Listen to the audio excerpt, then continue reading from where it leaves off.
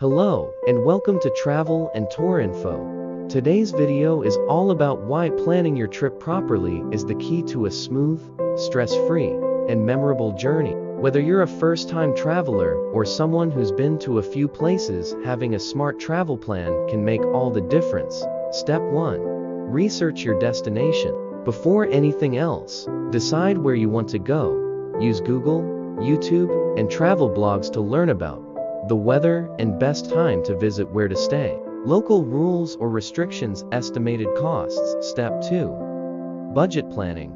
Traveling doesn't have to be expensive. When you plan your budget in advance, you avoid unnecessary surprises.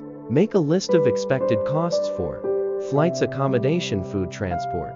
Use apps like Skyscanner, Booking.com, or Google Travel to compare prices and find deals. Step 3. Prepare your documents. Missing one important document can ruin your trip. Always double-check and carry your passport, visa if needed, flight ticket, hotel booking info, travel insurance. Make digital copies and store them in Google Drive or your phone. Step 4. Safety and travel insurance.